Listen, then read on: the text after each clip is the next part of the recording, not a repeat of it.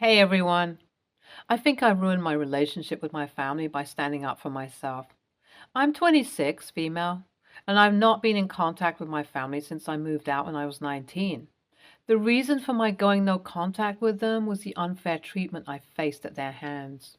My bio mother passed away during birth.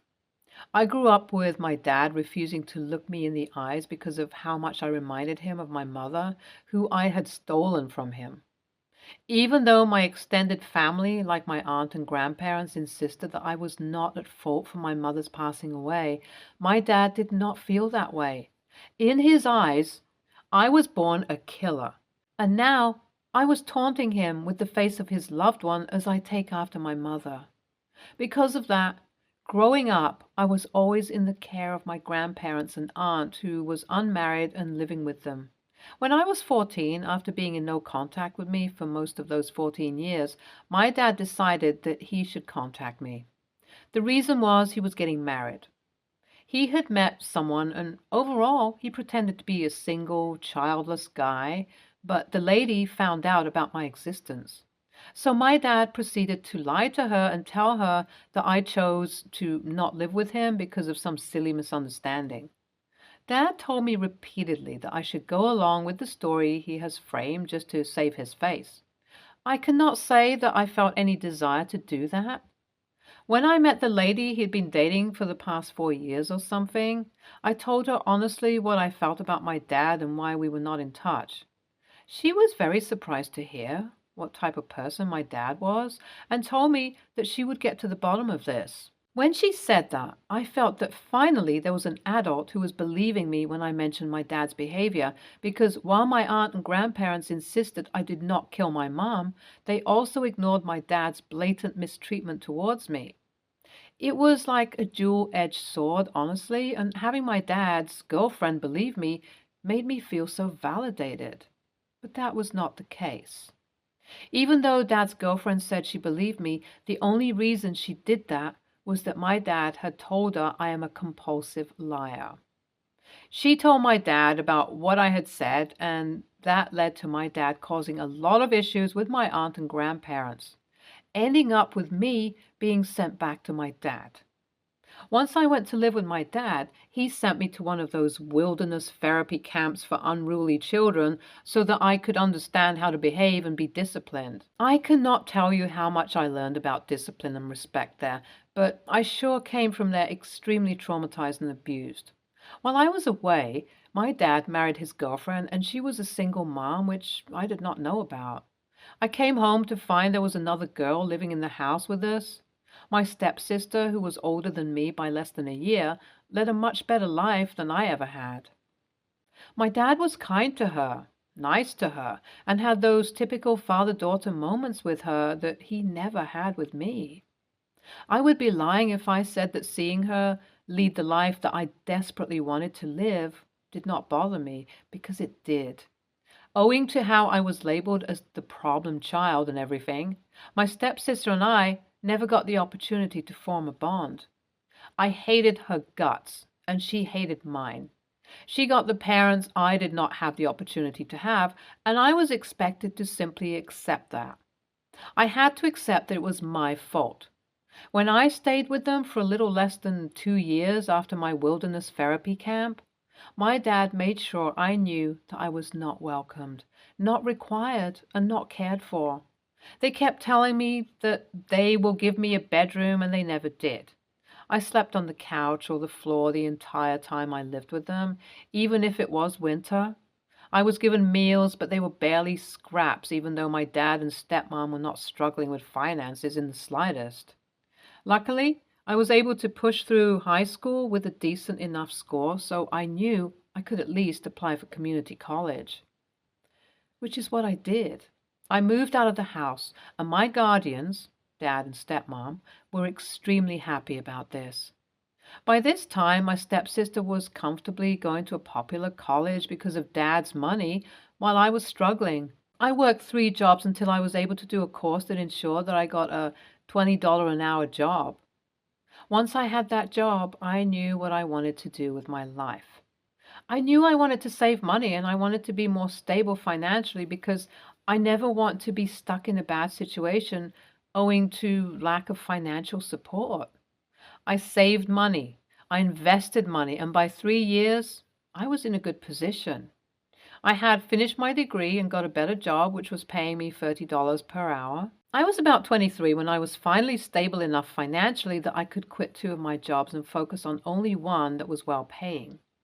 It was liberating to have some base in finances because I never had that before. While I was on a budget, I knew I could go out and maybe buy myself something that I truly wanted and was never given growing up. By this time, I was already 1 year into the relationship with my boyfriend. My boyfriend and I met while doing the same course, and we became friends and then later lovers. He went through thick and thin with me. I love him more than anyone in my life, and he knows how I feel regarding my parents. His parents are extremely lovely and have pulled through whenever I needed a parental figure because mine were absent. I'm forever grateful to them. When he proposed to me on my 25th birthday, I said yes with an amount of clarity that I have never felt before. Now, since I have moved out, my aunt had reached out to me. She wanted to stay in touch and talk with me. She realized how what I did when I was 15 was my desperate attempt to have someone accept my dad's abuse and mistreatment towards me, and not me just being a problem child. She apologized, and I decided to give her a chance. She knew about it when I got engaged, and she was the one who betrayed me by informing my parents about it behind my back. I did not know that. So you can imagine my surprise when I get a call from my stepsister. She was extremely angry that I was trying to get married before her. She said that me being the younger sister should wait until she, the older sister, gets married. By getting engaged before she did, I have caused her emotional distress that requires monetary compensation, which she will use to pay for her wedding with her boyfriend. That shocked me to my core. I had never heard something more insane and entitled before this. I told her that I do not agree and asked if our parents know about this. They did, and they agreed. My dad and stepmom laid it out to me on how I should respect my elders and how I should wait to get married because my stepsister and her boyfriend deserve this more. I told my fiance about this. Now, my fiance is not like me. I may be a sentimental person who holds on to grudges, but I can never take revenge on people. He, on the other hand, is ruthless. If anyone crosses him, he will not take a single moment to destroy them. He told me that he does not mind waiting for a few months to get married to me, but stepsister deserves a wake-up call. I called my stepsister and told her that because I am broke, I cannot give her monetary compensation, but I can let her get married at the place I was already planning on getting married. She was ecstatic when I showed her the picture of the venue. I again told her, just to make sure she understood what I was saying. She said yeah, and that was part A of the plan done. As we were going to get married in 2 months, we had already booked the wedding venue. Now, the venue that we had booked agreed to let us book the place for a nominal payment while accepting more amounts in the future as we get ready for the wedding. We made our way to the place and told them that the stepsister would be getting married here instead of me, and it would be better if they billed her instead. I gave them her contact information and went home. Stepsister did not get proposed to by her boyfriend because that guy had no intention of marrying her yet, which escaped her mind. Since I had already given her information, they asked her for the money to decorate the wedding venue. She was sure that she would get him to propose to her, but she did not realize that the wedding date was just around the corner. I assume she did not realize how soon I was going to get married, and so she got billed for late payment as well as a hefty amount of cancellation fee because she canceled one day before the wedding, which was a loss for the wedding venue. She paid 10 times more than what I had paid initially. It was glorious to see her complain about it on social media. When she tried to get to me and blame me, I told her that I did not hide anything. I gave her everything in every detail, and if she did not check or follow through, then that is her issue. She did not take me to court because I did send her all the contracts and everything. My parents are not happy with me, but I can't say I care. Stepsis says she regrets even contacting me, so I did her a big one and blocked her. And that's how I stood my ground. What would you have done? Update 1. Thank you everyone for being so kind to me. Yes, I did gloss over my wilderness therapy days because those are such a deep-seated abused part of me that I would rather not talk about, you know. I do appreciate how caring you guys are, though. Thank you for validating me as well. I finally got married to the love of my life. The few extra months I waited to get married to him did not affect me at all because at the end of the day, I am still with him. I cannot wait to spend the rest of my life with him because he is the most amazing, sweetest, and kindest man I have ever known. And he is everything I could have ever wanted. Update 3. Hey everyone. So the honeymoon was great and I came home feeling a lot better. I came home and found out that my parents had taken it upon themselves to paint me as a bad person, even though I had given every detail to my stepsister, and the loss of money was her issue. Deciding that I no longer want to deal with things like that, I blocked my entire family. I wish I did not have to do this to feel better, but I am glad that my mental health is doing well. My husband and I are excited to embark on a healthy journey together, and my parents and family was something that were holding me back, so I am happy to be healthier mentally. NTA, it is your stepsister's fault if she wanted to get married without even being proposed to. Good on you for getting an act of revenge on a technicality. You played it safe and you won. Congrats on marrying. Hope you have the best life. Revenge on a technicality is one of my favorite types of revenge. I am extremely happy your stepsister got what she deserved. You should get rid of the whole family and just be happy with your husband, to be honest. Next story. I, 45, male, have been married to my husband Carl, 50, male, for nearly 20 years. Carl isn't the oldest child, but the most responsible, and he's always looked after his mother and sister, who has 2 children, now adults, when he was able to.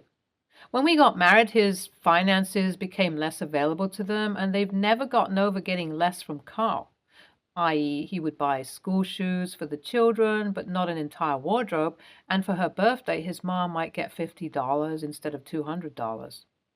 For the record, I never told Carl he should do less. However, we had plans to start a family and wanted to travel more often, so he no longer had those extras to give. My mother-in-law, 80, female, in particular, uses every opportunity to remind me and anyone other than Carl how much he used to do for her.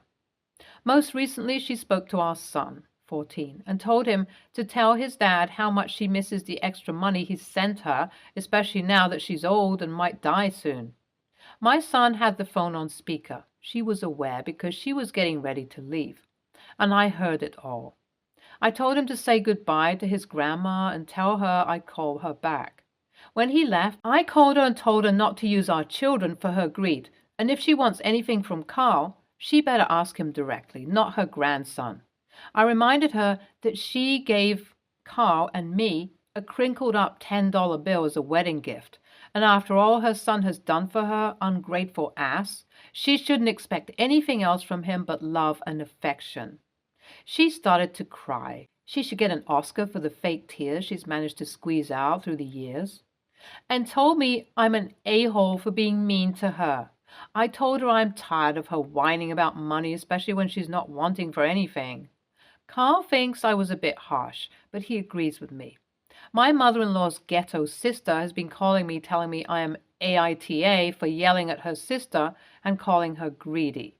Well, it doesn't have to be nice to be the truth, and she is greedy. AITA for calling my mother-in-law greedy and reminding her she gave us $10 as a wedding gift? NTA, she's manipulating your children to try to get money. It's gross, no matter how you slice it.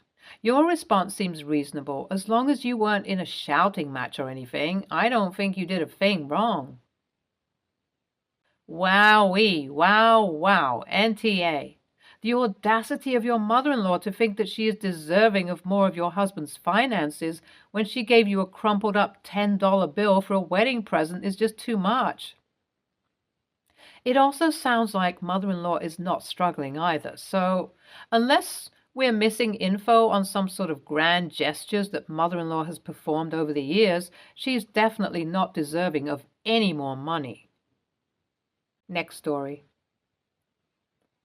I, 48, female, share 2 children, Pam, 15, female, and Liam, 13, male, with my ex-husband Marco, 50, male. I share a daughter, Annie, 9, female, with my current husband, Bruce, 46, male. Marco and Bruce are night and day different. Marco works in construction, plays softball on the weekends, and coaches my daughter's soccer team. Bruce teaches at a university, plays the piano, likes going to the theater, and is an amazing baker and cook. It's not uncommon that we will go to one of Pam's soccer games, and then afterwards, the whole team comes back to the house to enjoy cookies or cupcakes made by Bruce. At the end of the season, we do a big dinner for the team and their parents that Bruce cooks. Bruce and I have been married for 11 years, and every year for the kids' birthdays, he makes the most incredible cakes. Whatever they like that year, he does. We've had Pokemon, Doc McStuffins, Paw Patrol, among others. February is Pam's 16th birthday, her sweet 16. Bruce has been planning this gorgeous cake that encompasses all of Pam's interests and the different stages of her life. The other day, another mom sent me a link to a TikTok that Pam and several of her teammates did. It uses audio from an episode of Family Guy. It's a video of Bruce taking a cake out of the oven with chocolate cake a la Blake playing in the background, followed by a cut to my daughter and her teammates with Pam holding up her hand and mouthing along to $100, Blake is gay, out of the side of her mouth. When I confronted Pam, she said it was just a joke. I told her that it wasn't funny. Bruce saw her and treated her like his daughter, and it was disrespectful to both of us. She told me that I was overreacting. I told her that if she didn't take it down and apologize to Bruce, I'd tell him not to make her a birthday cake. She rolled her eyes and said that she'd take it down. Shortly after, I was walking by her room and heard her on the phone. It was muffled, but I heard her talk about me being dramatic over my F-word husband. I ordered her to hang up the phone. She hung up and said she was just blowing off steam. I called her a spoiled, ungrateful brat, and how dare she use that word. She started crying and said she didn't mean it. I told her that her birthday party is cancelled, there will be no Sweet 16, and that I was going to tell Bruce to stop baking for the team, and that we would never do a team dinner again. I'm still so angry. Marco told me that I need to let it go, that I'm expecting too much from a teenager and that he would have a party for her if I didn't. Bruce was hurt when he found out, but thinks that we should still let her have her party. My sister tells me not to doubt myself and I made the right call, but I wonder if I'm acting with too much hot blood. Edit. The F word I'm referring to is a slur for gay men. Edit 2. I forgot a word above, so I edited it. Also, to clarify, I did not punish her for the TikTok video, as much as it irritated me. I told her to take it down and apologize to Bruce, or there would be no birthday cake. She agreed to take it down. The punishment came when I heard her refer to Bruce as my husband. I did not raise her to be a homophobe, to use that word, or to disrespect anyone in her life, especially someone who has loved her and doted on her from the moment he came into her life. NTA. Homophobic slurs are not funny. Homophobic stereotyping is not cute. Shaming the guy who makes her birthday cakes and feeds her team for baking and cooking is really nasty and inappropriate. It's reasonable that if your daughter doesn't value Bruce's efforts and thinks his contributions are somehow shameful, she should not receive them. NTA. Your daughter's core group of friends has some major toxicity going on. Canceling the party is 100% warranted, and honestly, some parents would take their kid off the team. Also, jokes like that can seriously impact your child's future. Imagine her being in college or out working in the world and a video of her saying that word surfaces. Yikes. Stay tuned for more stories from our girl relationships.